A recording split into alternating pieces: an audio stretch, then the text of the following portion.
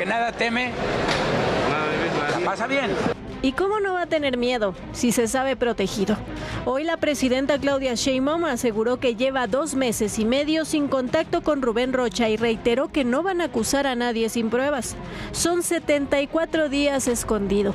La última vez que se le vio fue el 1 de mayo, cuando pidió licencia al cargo luego de que Estados Unidos lo acusara de tener vínculos con el narcotráfico. Sobre el caso de la gobernadora de Baja California, Marina del Pilar Ávila, el secretario de Seguridad, Omar García Harfuch, dijo que no será investigada tras la publicación del audio de una llamada con presuntos agentes de Estados Unidos.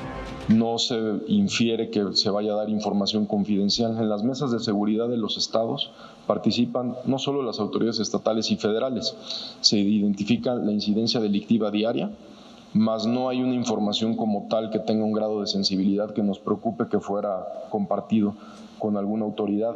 El audio revelado por el periodista Héctor de Mauleón muestra que Marina del Pilar Ávila ofreció colaborar con el gobierno de Estados Unidos para evitar que imputen cargos en su contra.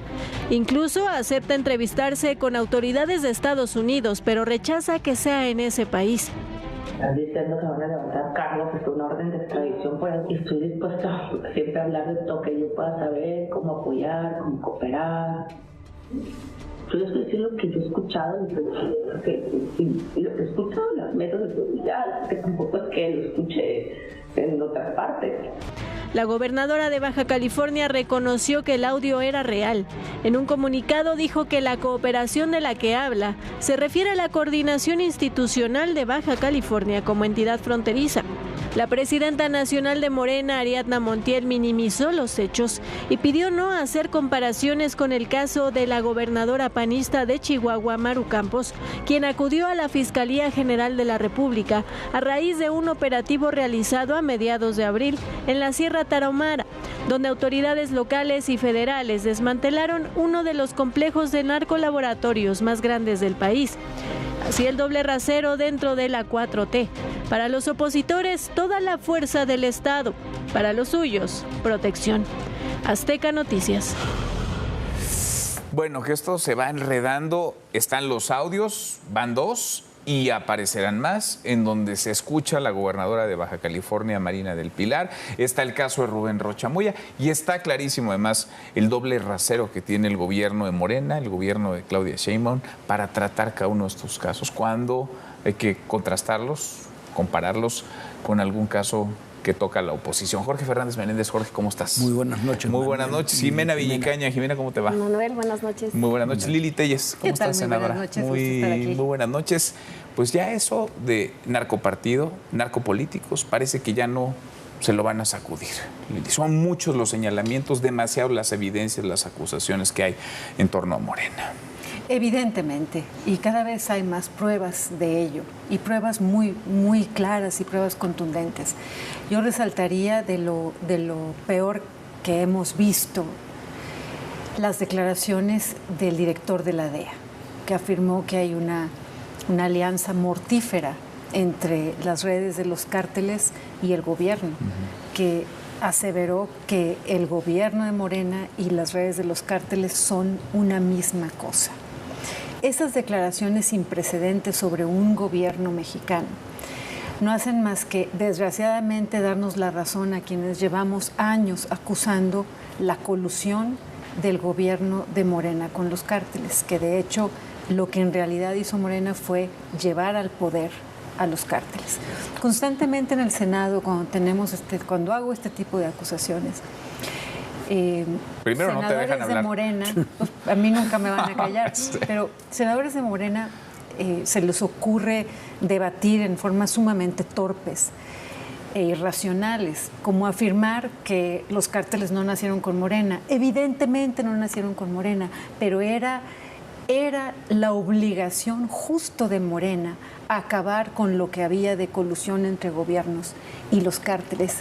Y en lugar de ello, lo que hicieron fue llevarlos al poder total a nivel federal, a nivel estatal y a nivel municipal.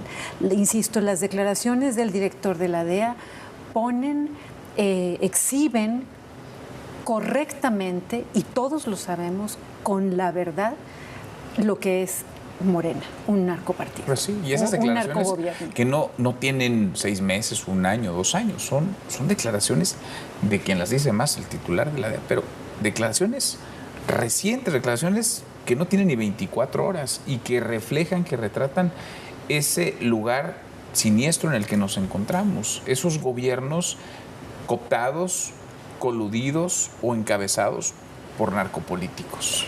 Sí, Manuel, nos hemos centrado mucho en hablar de Sinaloa, pero es que es Rocha Moya en Sinaloa, es Adán Augusto en Tabasco, es Ramírez Bedoya en Michoacán, es Américo Virreal en Tamaulipas, es Marina del Pilar en Baja California, con esta revelación de estos audios, que por cierto este segundo audio ya la hace ver muy desesperada, con esta intención de ir a entablar conversación con autoridades estadounidenses, pues a cambio de impunidad, ¿no? Porque pues por supuesto que no quiere enfrentar pues, a la inseguridad aquí en México y preferiría llegar a algún acuerdo allá. Pero justamente es bien importante hablar, por ejemplo, Baja California es uno de los estados que ha enfrentado más temas de la retiración de visas a funcionarios. Las 3 últimas alcaldesas en Mexicali se les retiró la visa, pero también tenemos a Alejandra Ang, que fue detenida cruzando 800,000 pesos, pero también tenemos este predio que fue encontrado con millones de litros de huachicol. Es decir, tenemos una red de criminales en Baja California que los desatan de cuerpo entero. Son un narcopartido y a mí me parece profundamente increíble cómo han perseguido, por ejemplo, a la senadora Lili Telles, pero también a Maru Campos, señalándolas de traidoras a la patria simplemente por brindar entrevistas, hablando de lo que ocurre en México. Pero hoy que sí tenemos ya la confesión de parte de una funcionaria que en efecto estaría o hubiera cometido hechos delictivos, el artículo 5 de la Ley de Seguridad Nacional que violentó, pero también el artículo 124 del Código Penal Federal, en donde claramente se establece que brindar información que hayas obtenido en relación a tu cargo pues estaría haciendo una traición evidente a la patria, y hoy los vemos calladitos, porque cuando se trata de ellos pues tienen y gozan de total impunidad. Entonces, como dijo Terry Cole, pues este es un narcopartido que se sostiene en el poder por estas alianzas criminales y no empieza en Sinaloa, termina hasta Tabasco con Adán Augusto. Y cada vez son más los casos, por más que intenten minimizarlos, Jorge, por más que digan, no es tan grave lo que se habla en las mesas de seguridad, no es tan relevante, no es información de seguridad nacional. A mí me parece, hay 3 cosas que se dicen en descargo de Marina del Pilar, que lo dice ella misma, que son un poco ridículas, ¿no? Primero, que no sabía con quién estaba hablando, entonces uno se imagina, a ver, cualquiera de nosotros si habla con alguien por teléfono de temas delicados, además por lo menos sabe con quién está hablando. Entonces eso decir que no sabía con quién estaba hablando es ridículo. Pero lo más delicado de todo es esto que tú señalas, cuando se dice, a ver, en las mesas de seguridad no se tratan, como se dijo hoy, temas sensibles. Si no se tratan los temas sensibles en la mesa de seguridad, ¿qué es lo que se trata? ¿Sí? Es una oficialía de partes donde cada uno dice, hoy mataron a fulano, detuvieron aquí. ¿Para qué existen? No, para qué existen. Se nos dijo durante todos estos años, porque fue de los 2 años de la presidenta Sheinbaum y buena parte en el gobierno de López Obrador, sobre todo en el principio, se les llamó mesas de judicialización, así se les llamaba, que esa era la piedra angular de la estrategia de seguridad, las mesas de seguridad que se establecían en cada estado para la coordinación, y la verdad sirven para eso, sirven para coordinar fuerzas del Estado. Si ahí no hay información sensible, entonces ¿para qué sirven? Es que si colaborar con otros gobiernos no es un delito, y si ofrecer esa información, lo vimos con Marina del Pilar, lo ofrecía, eso no es un delito, entonces ¿qué es un delito? En este sentido, a mí el término de traición a la patria no me gusta mucho, yo creo que se usa con demasiada facilidad, pero es un delito, dar información de un gobierno a otro gobierno expresamente, además en el desempeño de tu cargo, ese sí es un delito. Y bueno, y lo que han hecho es simplemente una continuación de lo que ha ocurrido con Rocha Moya. La piedra angular, sí, de todo este tema es Rocha Moya, y es la acusación de los 10 de Sinaloa. No lo olvidemos, porque a veces nos distraemos con Marina del Pilar, con cualquiera de los otros. Porque Rocha Moya es el que une el financiamiento ilegal de campañas, el caso Carmona, el contrabando de combustible, la participación de los grupos del narcotráfico en las elecciones, en este caso las elecciones del 21, que se repitió en algunas elecciones en el 24, y la relación directa de poder con los más altos niveles del sexenio pasado, que podrían llegar hasta el expresidente. Entonces, cuando te dicen en Estados Unidos que hay por lo menos 2 maxiprocesos construidos, uno en Nueva York y otro en Chicago, con todos estos casos, estamos hablando con como dirían, el eslabón del que jalas toda la cadena, que es Rocha Moya. Por eso se han cerrado con Rocha Moya de esta forma, y aparentemente, bueno, el gobierno federal está decidido de ninguna forma a entregar a Rocha Moya. Que eso al principio sorprendía, ahora todo cobra sentido, ¿no? Esta protección a los narcopolíticos, cobijar, encubrir a los suyos, porque no solamente Rocha Moya, son muchos otros, pero no los van a entregar, los van a seguir protegiendo, los van a seguir encubriendo. Bueno, cuando fue la acusación contra Rocha Moya y los otros, el senador Insunza y los otros 8, Rocha Moya, recordemos, lo comentamos aquí, hizo un comunicado en el que palabras más, palabras menos, prácticamente advertía que si lo tumbaban a él, iban a tirar a todo el movimiento de la 4T. Se asumió como la encarnación de Morena y por lo tanto que si algo le pasaba a él, iban a caer los demás. Estamos observando la complicidad de Claudia Sheinbaum no solo lo ha protegido, creo que ha entorpecido la impartición y la procuración de justicia, aunque venga de un país extranjero, perdón, ha entorpecido que lo atrapen y que procedan los movimientos que llevan a la justicia para encubrir a López Obrador, su jefe, y a toda la bola de delincuentes que bien mencionaba Jimena hace un momento. Entiendo que a Jorge no te gusta el término de traición a la patria, pero efectivamente en el Código Penal, en el 123, se establece claramente cómo es la traición a la patria, y Marina del Pilar Ávila ha cumplido con 3 de los supuestos que configuran ese delito. Quiero decir, Marina del Pilar Ávila sí cometió traición a la patria al estar en contacto con estas autoridades, hablando de la información sensible de México, de la más alta sensibilidad, la seguridad, que es las vidas de los mexicanos, ofrecerla a un país extranjero a cambio de beneficios para ella. Eso está configurado, que eso es el delito de traición a la patria. Y Sheinbaum salió a encubrirla hoy. No nos puede decir que no se comete el delito, está claramente, aquí no hay cabida a interpretaciones, es claro que es traición a la patria. Lo que vemos es, como decías, que empiezan a caer las piezas y observamos cosas tan increíbles que parecerían sacadas de una serie de ficción de narcos, como a La Jornada, que es el órgano de comunicación del narcopartido, escribiendo en términos de cárteles, enviando amenazas al más puro estilo de la mafia, entre los mismos miembros de Morena. En su editorial. En su editorial. La Jornada está actuando ahora como propagandista abiertamente con el lenguaje de los cárteles, de los capos. Me preocupa que en México se está desensibilizando, como lo quería López Obrador, se está normalizando la narcosubcultura.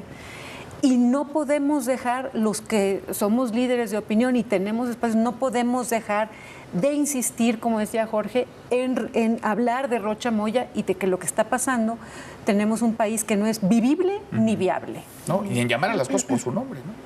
Cuando tenemos un narcogobernador, se le dice narcogobernador, es un nombre, y además ahí está la evidencia, ahí está la prueba, la manera en la que él arribó al poder, cómo arrebató Morena y Rocha Moya el poder en Sinaloa, secuestrando a los operadores de la oposición, recibiendo financiamiento de los cárteles del narcotráfico y en pago cogobernando con ellos. Es tan evidente, y si miráramos hacia otros lados veríamos un modus operandi similar, porque esto es un diseño institucional, un diseño que no se entendería de otra forma, un diseño desde la presidencia de la República o desde la cúspide de Morena de Andrés Manuel López Obrador, Jimena? A mí me parece increíble que se esté planteando siquiera la mínima posibilidad de que Rocha Moya regrese a funciones bajo este argumento de que se va a cumplir el plazo y Estados Unidos no ha mandado las pruebas. Es que Estados Unidos no tendría que mandar nada.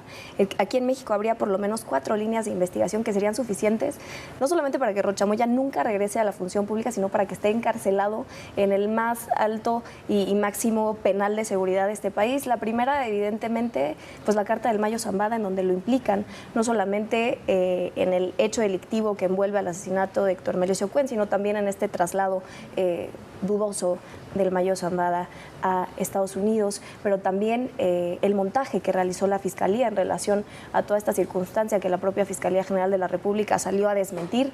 El tercero, evidentemente, como lo acabas de mencionar, Manuel, pues las elecciones tan sangrientas que se vieron en Sinaloa, en donde candidatas de la oposición han detallado cómo la violencia que se vivió. Es más, la oposición fue a la OEA a presentar las pruebas de los secuestros de candidatos, de los secuestros de urnas, de cómo intimidaban a la gente para salir a votar, y evidentemente el cuarto y más peligroso, pues todas las implicaciones que hay y señalamientos que hay a sus hijos de estas empresas fantasma que hacían transferencias millonarias pues a todos estos bancos de lavado de dinero que hoy están siendo investigados en Estados Unidos. Entonces no tendríamos que esperar a que Estados Unidos mande nada cuando aquí hay 4 líneas de investigación que serían suficientes para que este señor esté tras las rejas, pero el gobierno ha insistido en no hacer nada, en seguir en este manto protector, y a mí me parece que el patrón del gobierno es muy evidente. Lo hicieron con Adán Augusto, con el caso de la barredora, lo enfriaron, lo separaron de su cargo como coordinador de la bancada en el Senado de Morena, y la gente dejó de hablar al respecto, y no ha pasado nada con relación a ese tema, más allá de que han investigado a los funcionarios bajos, pues para que nada toque a Adán Augusto, y me parece que eso es lo que quieren hacer hoy con Rocha Moya. Enfriarlo, que se diluya en la narrativa pública, pero yo coincido en que no tenemos que dejar de decirle a la gente, hablarle con la verdad, para que ya sea más que evidente que quienes nos gobiernan hoy están sostenidos en estas alianzas criminales. Ahora, estamos en este lugar, estamos, digamos, en esta conversación, porque Estados Unidos le puso la lupa a los políticos, a los narcopolíticos mexicanos. Porque si fuera por la Fiscalía General de la República, no pasa nada, no investigan a nadie. Si fuera por el gobierno de Morena, a nadie lo tocarían, seguirían todos en sus lugares. ¿Qué te dicen las declaraciones de Terry Cole y hacia dónde ves que van, Jorge, en Estados Unidos en torno a todo este entramado que cada vez es más grande de políticos involucrados con criminales, con cárteles de la droga? A ver, un paréntesis rapidísimo. Lo que decías de la Fiscalía General de la República, habrá que preguntarse por qué se fue hoy Ulises Lara de la Fiscalía General de la República. Hay muchas versiones y ninguna lo deja muy bien parado. Oye, porque sabemos que cuando se argumentan motivos personales, los motivos son todo menos personales. Y en 6 meses del cargo, el segundo cargo más importante de la Fiscalía, que te vayas es por motivos personales, es extraño. Pero bueno, vamos a lo de Terry Cole. Lo de Terry Cole, hay quien va a decir seguramente que Terry Cole, como es el director de la DEA y como se fue muy mal de México cuando fue el representante de la DEA en México durante el gobierno de López Obrador, se fue muy enfrentado con el gobierno, incluso renunció a la DEA después de que se fue de México, regresó con Donald Trump, ahora con el segundo mandato de Donald Trump, y es un hombre muy duro, y uno podría decir, bueno, es que la DEA nunca ha querido a México, está bien. Pero lo que dice Terry Cole es lo mismo que dijo la jueza, que no es una funcionaria política, que tiene el caso del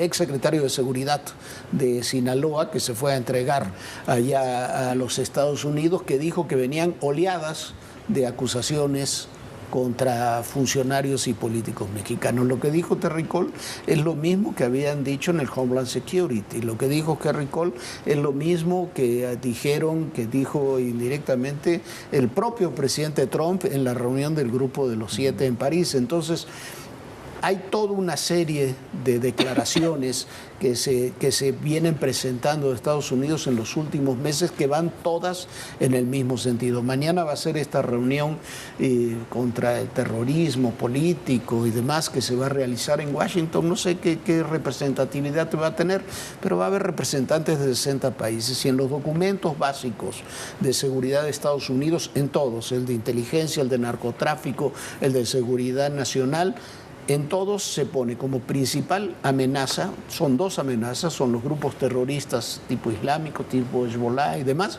y los narcocárteles, los cárteles del narcotráfico que califican como narcoterroristas. Esas son las dos grandes amenazas que tiene Estados Unidos.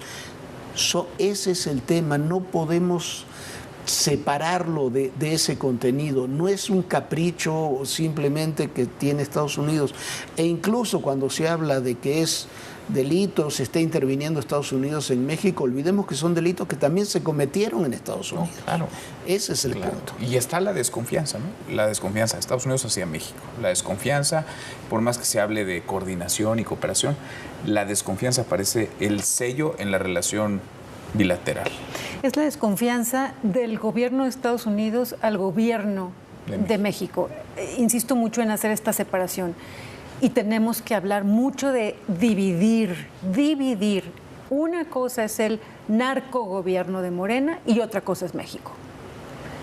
Aquí es muy importante hacer énfasis. Obviamente desde los Estados Unidos no confían en el narcogobierno de Morena, pero tampoco los mexicanos confiamos en ellos. Y lo que ha dicho el director de la DEA evidentemente tiene eco en las madres buscadoras.